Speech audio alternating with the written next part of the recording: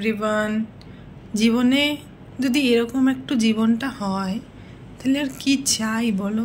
এই খরা দুপুর আর আয়েশ করে চিকেন দিয়ে ভাত খেয়ে এখন চোখ বন্ধ হয়ে গেছে। আর উপরে চলছে এসি, নিচে চলছে বাবুর ঘুম। আর এইটা হচ্ছে ফেভারিট কোলবালিশ, এটা ওর দিদিভাইকে দিয়েছিল।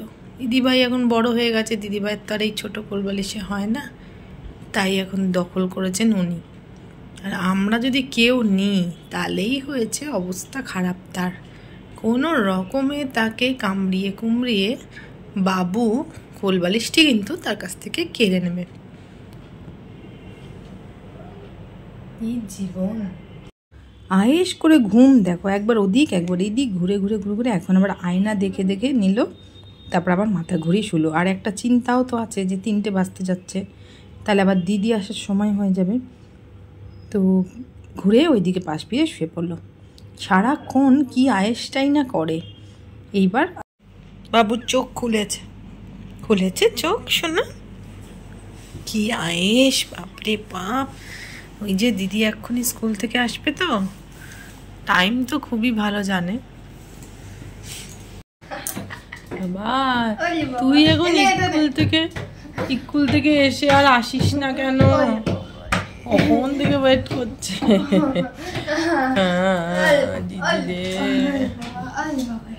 দিদি রে দিদি এসছে, দিদি ডিমকে এসছে। কিন্তু আজকে ডিম চুরি করছিল একটা ছেলে ছিল। কি নেবে বুঝতে পারছি না।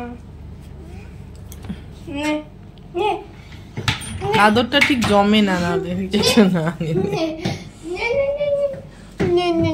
ওলি বাবা আসো আসো বসো।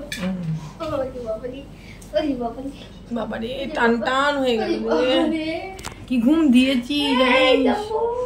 5 বালিশটা নিয়ে ঘুম দিয়েছিলাম।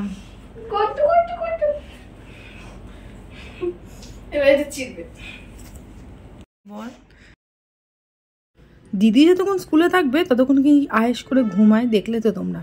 আর এইবার দেখো কি দুষ্টুমি, দুজনে মেঝেতে শুয়ে শুয়ে যত ধুলো নোংরা, তাও আমি 10 বার করে ঘর মুছি এই সবের জন্য। আর দুজনেই মেঝের মধ্যে শুয়ে গড়াগড়ি খাচ্ছে। মিঠিও খুব একা একা, আর ও দুজনে মিলে যখনই এক হবে ব্যাস ঘরে একটা যুদ্ধ চলতে থাকবে। আর খুব আনন্দ খুশি, দেখেছ মনটা কি করবে বুঝতে পারছে না। এই করেই চলবে সারাটা দুপুর। আমার তো আর একটুও ঘুম হলো না। আর যা পারে করুক ওরা দুজনে মিলে, আমি একটু রেস্ট নিয়ে নিই। কিন্তু আলটিমেট কি রেস্ট নিতে দেবে? তোমরা দেখতে থাকো কি করে। আমি যেই একটু শোবো চাপা টাপা দিয়ে, দুজনে মিলেই আসবে খাটের উপর। এই যে বললাম না, যেই আমি উপরে উঠবো আর দুজনে মিলে আসবে, তো দেখো চলে এসছে দুজনেই। আর একটু আমাকে শুতে দেবে না, দুজনে মিলে খিচিবিচি করবে। আর মিঠি তো তাও এই বোনসটা ওকে দিয়েছে ভোলানোর জন্য, যে ওটা নিয়ে তুই বিজি থাক আর মা একটু শুক। কিন্তু আলটিমেট তা হবে না, কতক্ষণ ওটা নিয়ে খেলবে। আর ওটা নিয়ে খেলতে খেলতে তো এক জায়গায় কামড়াতে গিয়ে আর এক জায়গায় হাত মুখ চলে যাচ্ছে। আর এইবার দেখো হয়ে গেছে বোনস নিয়ে খেলা। কি যে বলবো না একে। এই হচ্ছে আমার ঘুম। নিজে তো তোমরা দেখলে কিরকম নাক ডেকে ঘুমিয়ে নিল। এবার আমার ঘুমটা পুরোপুরি বরবাদ। বুকে পেটে উঠে কি করবে বুঝতেই পারে না, বুঝতেইও পারে না কি করা যায়, কি চাই মানে।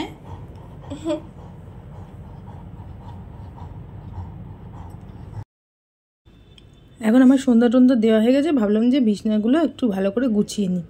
প্রচণ্ড লোম হয় তো, তাই একটু ঝেড়ে ঝুড়ে পরিষ্কার করি। ও বাবা দেখো এসে গেছে। আর এদিক থেকে ছাড়াবো তো চলে গেল দিদির কাছে। দিদির কাছে গিয়ে তো শুরু এই গরম, তার মধ্যে কোলে বসেছে। এদের দুজনকে তো আমি কিছুতেই সেপারেট করতে পারি না। সারাক্ষণ যখনই দিদি সময় পাবে পড়াশোনার ফাঁকে, আর দুজনে মিলে যুদ্ধ শুরু হয়ে যাবে। এই যে দোকানে গেছিলাম, জাম্বুর জন্য একটা জিনিস এনেছি, দিদির জন্য একটা জিনিস এনেছি। কি জাম্বু, এত গরম লাগছে। মিঠির খুব ভালো মন্দ খেতে ইচ্ছা করছিলো, তাই মিও আমোর থেকে নিয়ে এলাম একটা পিৎজা, চিকেন পিৎজা। আর এটা ফটাফট গরম করে নিই। আর আমাদের জন্য এনেছি বেগনি আর আলুর চপ আর একটি পেঁয়াজি, ওই ভাগাভাগি করে খাবো। সন্ধেবেলা অফিস থেকে আসলে একটু মুড়ি খেতে ইচ্ছা করে, তো তখন ভালো করে মেখে টেকে আজকে একটু খাবো।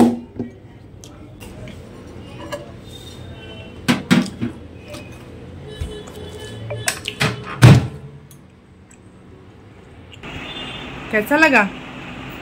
अच्छा।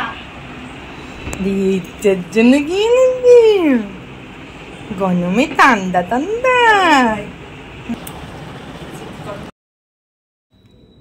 দেখলাম যে আইসক্রিম নাকি ওদের খাওয়ানো যায়, তাই জন্য ওর জন্য একটা ভ্যানিলা আইসক্রিম নিয়ে এলাম।